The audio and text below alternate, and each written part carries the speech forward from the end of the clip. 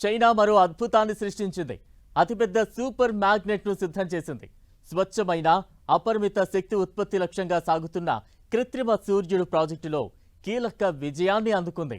ప్రపంచంలోనే అతిపెద్ద super conducting fusion magnet ను విజయవంతంగా నిర్మించి పరీక్షలు పూర్తి చేసినట్లు డ్రాగన్ కంట్రీ ప్రకటించింది. అసలు ఈ ఆర్టిఫిషియల్ సన్ ప్రాజెక్ట్ ఏంటి, చైనా ఏం చేస్తోంది, ఈ ప్రయోగం వెనుక ఆ దేశం లక్ష్యమేంటి? మరో అద్భుతాన్ని ఆవిష్కరించిన చైనా. కృత్రిమ సూర్యుడి దిశగా చైనా ముందడుగు. 582 టన్నుల మహా అయస్కాంతం ఎందుకు?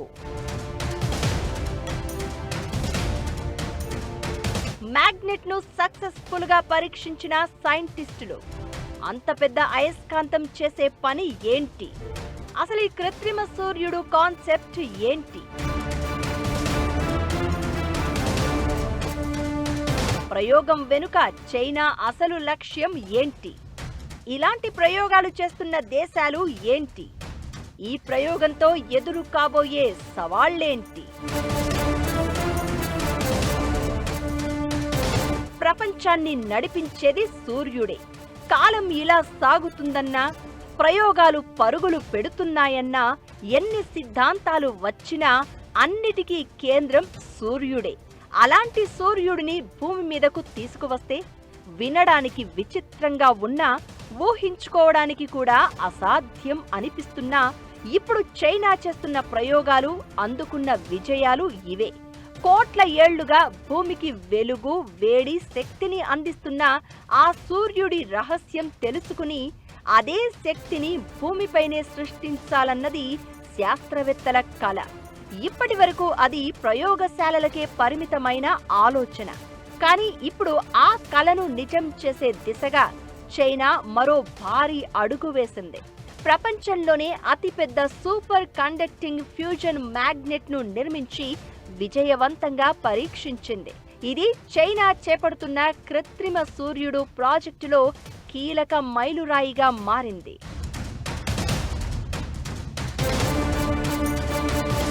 ఈ ప్రయోగం కోసం మహా అయస్కాంతాన్ని చైనా సైంటిస్టులు సిద్ధం చేశారు. ఈ ఒక్క పరికరం వెనుక దాగి ఉన్న సాంకేతికత భవిష్యత్తులో ప్రపంచ విద్యుత్ అవసరాలనే మార్చే అవకాశం ఉందని శాస్త్రవేత్తలు భావిస్తున్నారు.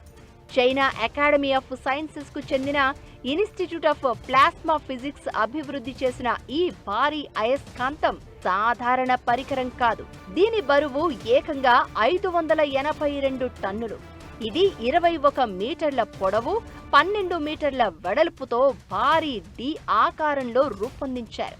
ఫ్యూజన్ రియాక్టర్లో అత్యంత వేడిగా ఉండే ప్లాస్మాను అదుపులో ఉంచేందుకు ఈ అయస్కాంతం యూజ్ అవుతుంది. ప్రయోగం ఉద్దేశం సూర్యుడిని భూమిపైకి తీసుకురావడం కాదు, సూర్యుడిలో జరిగే శక్తి ఉత్పత్తి ప్రక్రియను చిన్న స్థాయిలో నియంత్రిత పరిస్థితుల్లో పునరావృతం చేయడమే ఈ ప్రయోగం వెనక అసలు ఉద్దేశం. అణు సంలీనం ద్వారా సూర్యుని శక్తికి సమానమైన ఎనర్జీని ఉత్పత్తి చేయాలనే లక్ష్యం దిశగా ఇప్పుడు చైనా సాధించిన విజయంతో రూట్ క్లియర్ అవుతోంది. సూర్యుడిలో ప్రతి క్షణం కోట్లాది హైడ్రోజన్ అణువులు కలుస్తూ అపారమైన శక్తిని విడుదల చేస్తూ ఉంటాయి. ఈ ప్రక్రియనే న్యూక్లియర్ ఫ్యూజన్ అంటారు. ఇదే ప్రక్రియను భూమిపై సృష్టించి విద్యుత్తుగా మార్చగలిగితే దాదాపు అంతులేని స్వచ్ఛమైన శక్తిని పొందే అవకాశం ఉంటుంది. ఫ్యూజన్ విద్యుత్తులో బొగ్గు, చమురు లాంటి ఇంధనాల మాదిరిగా భారీగా కార్బన్ ఉద్గారాలు ఉండవు. అందుకే దీనిని భవిష్యత్తు క్లీన్ ఎనర్జీగా ప్రపంచ దేశాలు చూస్తున్నాయి. అయితే ఇక్కడే ఓ సవాలు కూడా ఉంది. ఫ్యూజన్ రియాక్టర్లో ప్లాస్మా ఉష్ణోగ్రతలు ఏకంగా 100 మిలియన్ డిగ్రీల సెల్సియస్ వరకు చేరుతాయి. అంతటి వేడిని ఏ సాధారణ పదార్థం కూడా తట్టుకోలేదు. దీంతో సైంటిస్టులు శక్తివంతమైన అయస్కాంత క్షేత్రాలను ఉపయోగిస్తున్నారు. చైనా తయారు చేసిన ఈ భారీ మ్యాగ్నెట్ పని కూడా అదే. ఇది అత్యంత వేడిగా ఉన్న ప్లాస్మాను గాలిలోనే కంట్రోల్ చేస్తూ రియాక్టర్ గోడలకు తాకకుండా చూస్తుంది. ఇక ఈ ప్రయోగంలో high temperature superconducting central solenoid coil ను కూడా సైంటిస్టులు సక్సెస్ఫుల్ గా పరీక్షించారు. ఇది కారులోని స్పార్క్ ప్లగ్ లాగా పనిచేస్తూ ఫ్యూజన్ ప్రక్రియ ప్రారంభం కావడానికి, కొనసాగడానికి అవసరమైన ప్లాస్మాను క్రియేట్ చేయడంలో కీలక పాత్ర పోషిస్తుంది. ఈ రెండు కీలక సాంకేతికతలను విదేశీ భాగాలపై ఆధారపడకుండా పూర్తిగా దేశీయ పదార్థాలు తయారీ సామర్థ్యంతోనే అభివృద్ధి చేశామని చైనా తెలిపింది. 6 సంవత్సరాల ఈ ప్రాజెక్టులో 47 పేటెంట్లు, 25 ఇండస్ట్రీ స్టాండర్డ్స్ నమోదు చేసినట్లు పరిశోధకులు వివరించారు. ఈ మ్యాగ్నెట్ ను -269 డిగ్రీల సెల్సియస్ లాంటి అత్యల్ప ఉష్ణోగ్రతలో 60 ఏళ్ల పాటు పని చేసేలా రూపొందించారు. దీంతో పాటు 1,00,000 యాంపియర్లకు పైగా విద్యుత్ ప్రవాహాన్ని దాదాపు శక్తి నష్టం లేకుండా మోయగలిగేలా రూపొందించడం మరో హైలైట్. చైనా ప్రయోగం సక్సెస్ కావడంతో ఇప్పుడు ప్రపంచవ్యాప్తంగా కొత్త ఆశలు కనిపిస్తున్నాయి. అయితే మరి ఈ ప్రయోగంలో రాబోయే రోజుల్లో ఎదురుకాబోయే సవాళ్లు ఏంటి? కృత్రిమ సూర్యుడి రూపకల్పనలో మిగతా దేశాలు చేస్తున్న ప్రయోగాలు ఏంటి? ఇది సక్సెస్ అయితే రాబోయే 10 ఏళ్లలో ప్రపంచం ఎలాంటి మార్పులు చూసే అవకాశం ఉంది? కృత్రిమ సూర్యుడు అంటే న్యూక్లియర్ ఫ్యూజన్ రియాక్టర్లు సూర్యుడిలో జరిగేలా హైడ్రోజన్ అణువులను కలిపి శక్తిని ఉత్పత్తి చేసే ప్రయోగాలు. ఇవి టోకమాక్ లేదా స్టెల్లారేటర్ లాంటి అయస్కాంత ఆధారిత పరికరాలు. ప్రస్తుతం ప్రపంచంలో ఎవరూ ఇంకా వాణిజ్య స్థాయిలో విద్యుదుత్పత్తి చేయలేదు. అయితే పలు దేశాలు ఈ విషయంలో తీవ్రంగా పనిచేస్తున్నాయి.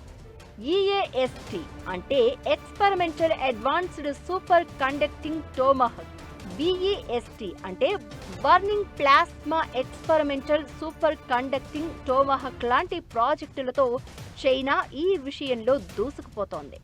కృత్రిమ సూర్యుడి రూపకల్పన విషయంలో ITER పేరుతో ప్రపంచంలోనే అతిపెద్ద సహకార ప్రాజెక్టు కూడా నడుస్తోంది. ఫ్రాన్స్లో ఇది నిర్మాణంలో ఉంది. ఇందులో యూరోపియన్ యూనియన్ దేశాలతో పాటు చైనా, భారత్, జపాన్, దక్షిణ కొరియా, రష్యా, అమెరికా భాగస్వాములుగా ఉన్నాయి. ఈ దేశాలు విడివిడిగా సొంతంగా ఆయా దేశాల్లో కృత్రిమ సూర్యుడి ప్రాజెక్టును సక్సెస్ చేయడం కోసం చాలా కష్టపడుతున్నాయి.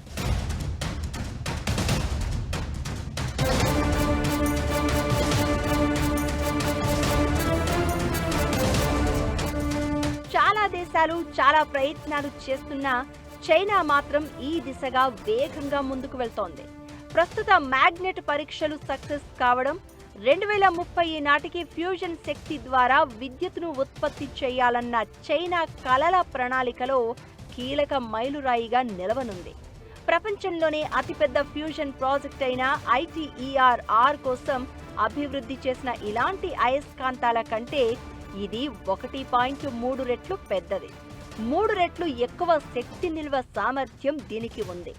ప్రపంచంలోనే మొట్టమొదటి వాణిజ్య ఫ్యూజన్ విద్యుత్ కేంద్రమైన China fusing engineering demonstration reactor 4 ఏళ్లలో అందుబాటులోకి రానుంది. ఫ్యూజన్ శక్తి ప్రయోగాల్లో కీలక పురోగతి కనిపించడంతో ఇక విద్యుత్ సమస్య ముగిసినట్టేనా అనే ప్రశ్న వినిపిస్తోంది. అయితే శాస్త్రవేత్తల ముందు ఇంకా ఎన్నో సవాళ్లు ఉన్నాయి. మొదటిది ఖర్చు. ఇలాంటి భారీ రియాక్టర్ల నిర్మాణానికి వేల కోట్ల పెట్టుబడులు అవసరం. రెండోది ప్లాస్మాను ఎక్కువ కాలం స్థిరంగా కొనసాగించడం. మూడోది రియాక్టర్ పదార్థాల భద్రత. ఫ్యూజన్ ప్రక్రియలో విడుదలయ్యే న్యూట్రాన్ల ప్రభావాన్ని తట్టుకునే కొత్త పదార్థాలను అభివృద్ధి చేయాల్సి ఉంది. సంప్రదాయ అణు విద్యుత్ కేంద్రాలతో పోలిస్తే ఫ్యూజన్లో ప్రమాదం తక్కువగా ఉంటుందని శాస్త్రవేత్తలు అంటున్నారు. ఇంధన సరఫరా ఆగిపోతే ప్రక్రియ కూడా ఆగిపోతుంది. చైనా రూపొందించిన 582 టన్నుల భారీ అయస్కాంతం కేవలం ఓ యంత్ర భాగం కాదు, శక్తి భవిష్యత్తుపై మానవాళి పెట్టుకున్న ఓ భారీ ఆశ. ఒకప్పుడు సూర్యుడి శక్తి మనకు అందని అద్భుతంగా కనిపించింది.